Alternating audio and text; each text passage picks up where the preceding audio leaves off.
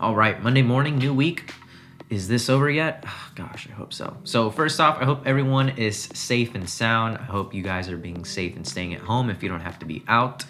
And so along with that, with this video, I decided to make 3 different types of photography you can do from the safety of your home. In other words, photography you can do in and around your house, maybe your backyard, where it's as far as we'll go outside. But let's get into this video right now with number 1, FLATLAY photography.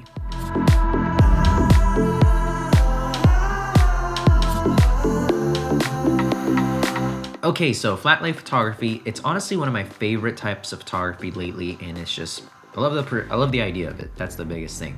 And so I haven't announced this on the channel yet, but my wife is pregnant and is due in October. I'm so excited. But along with that, we decided to do a FLATLAY pregnancy announcement, and it worked out great. You can do it from home, it just works perfect. So let me break down how you can do that with some products. Okay, so I'm gonna be using my living room for these FLATLAY photos. Here we have 2 windows, and here's the table I'm gonna use. It has a nice texture on it. Let's use this watch here. This is a watch by a brand called Wood Watch. Did a couple videos for them, and let's take some photos of the watch. What you're gonna wanna do is, FLATLAY is a downward perspective. So if you're gonna get your camera, we'll use my phone right now.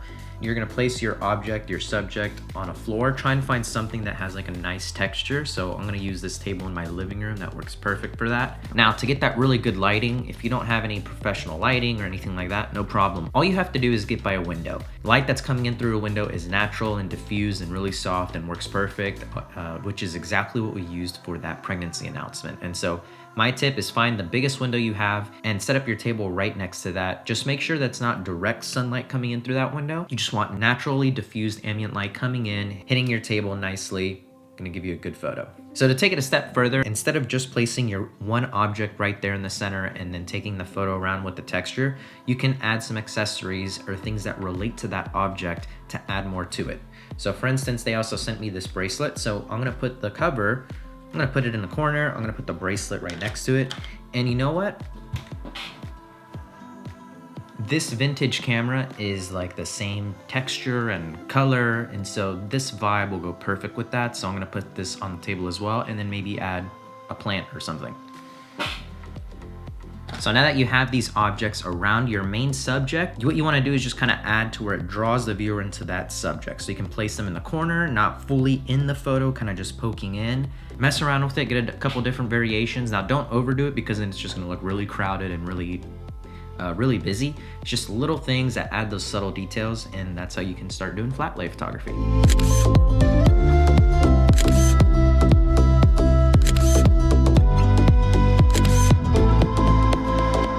Okay guys, moving on to the next one, which is the one that I do the most, is interior photography.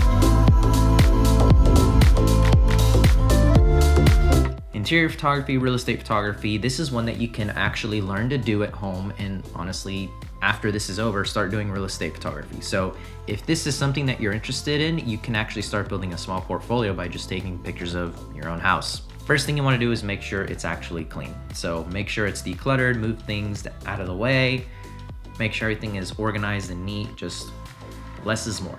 Next, what you're gonna wanna do is find your widest lens. And so on a full frame camera, I use a 16mm lens. It's a 16-35, and it always sits at 16 millimeters. It's a great perspective on a full frame. If you're on a crop sensor, if you have anything close to like a 10 to 12 millimeters, that'll do nicely. And even if you don't have a really wide lens, let's just start with just get your widest lens. Even if it's a 20 or 24, we'll make that work. Next, you're gonna wanna get a tripod. We're gonna be using really slow shutter speeds, and so you're gonna need a tripod for really steady, slow shots. Next, after your room is staged nicely and everything looks good, you're gonna open up your blinds to let in all that natural light, and you're gonna turn on all the lights in that room. So you can turn on the lights, lamps, leave the fan off because we don't want any motion blur, but if it has a light, turn on the light on there. So now to set up your tripod, you're gonna shoot corner to corner. Okay, so I just set up my camera on my tripod. This is the scene right here. We have our living room. I'm gonna be shooting from right here because I don't wanna get this treadmill in the shot. So I'm going right from the couch to the other corner. Make sure that your camera is 100% level. We're pretty level. Pretty good there.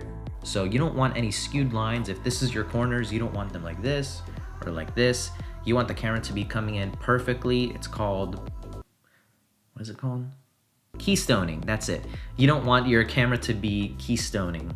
And to do this, you can use your in-camera leveler or turn on your grid and just visually see that all your lines are straight. If it's not 100% straight, you can correct that in Lightroom. We wanna get it as close to perfect in camera. So next thing, actually taking the shot, you're gonna wanna do a couple different things. A couple of quick settings is to stay around as you want everything to be in focus. So anywhere from like f5.6 to f9 should be a really good thing, a really good place to start.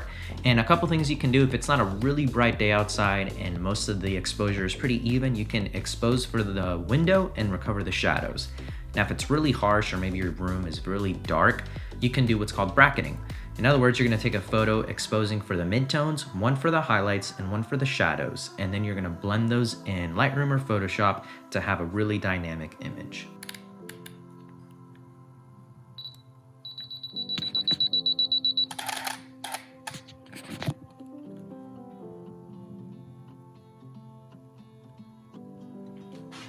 Now, this is a really brief intro into real estate photography. There's a whole ton I could talk about this. This is a video in itself, actually a video series in itself that I plan to do. This is just an intro to get you started on how to be doing interior photography while you're stuck at home. But play around with it, shoot different corners, do head-on shots, do a couple of different rooms in your house, and then, you know, if you have some good shots, you can show that to some realtors after this and then start doing some real estate photography.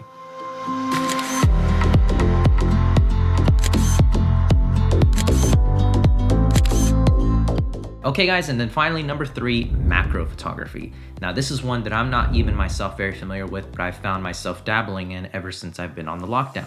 Okay guys, so now we're gonna do macro photography. I got my 35, feels really good out, and just gonna find some stuff. Not a lot of pretty vegetation in my backyard, but good thing we're gonna be shooting macro shots so you can't see this whole scene. But let's throw the 35 on, get some really close details of whatever we find.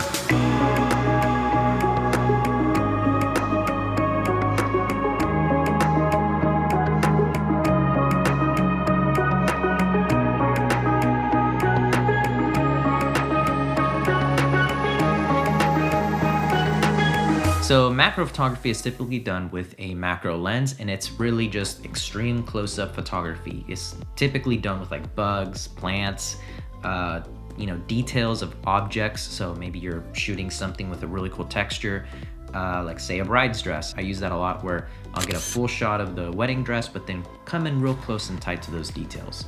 But the thing is, you don't have to have a macro lens. You can just find one of your lenses that has the smallest focusing distance. That means you can get really close to your subject. So here's your camera. You wanna be able to get as close as you can, and then use that to start with. Preferably not a wide lens, because then the wider you get, you're gonna get a lot of distortion. So anything 35 millimeters and up should be a really good place to start. So doing some macro photography, this is where you can actually get to the backyard and find some bugs. And actually, I'm gonna try this because I've actually never done this. I've only done macro photography for like product details and stuff like that, but some of these like insects and plant shots that I see online are really cool. And so I'm just gonna go to my backyard and see what I can find. But along with this watch, so going back to the watch that we use, so for product photography, what we can do is get really close in there.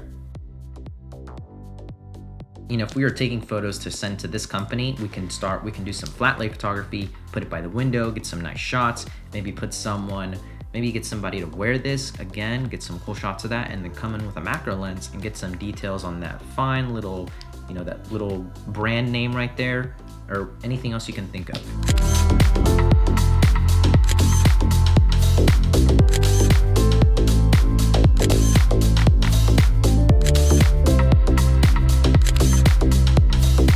Those are the 3 types of photography that you can do at home: flat lay photography, real estate photography, and macro photography. So get out there, stay in there and learn some new photography. Sorry, dog had to go out making too much noise. Well guys, I think that is it for this video. I hope you guys enjoyed this little intro into 3 different types of photography that you can do while you're stuck at home. And so let me know what you guys think in the comments below. If you have any other different types of photography, different other tips that you can do, and just have fun with it. And give this video a thumbs up if you enjoyed it. And lastly, subscribe if you haven't already. I would love for you guys to be a part of my channel. Fun fact, we just hit 2,000 subscribers. I'm really excited about that. But that's pretty much it, guys. I'll see you guys in the next video. Time to do some editing.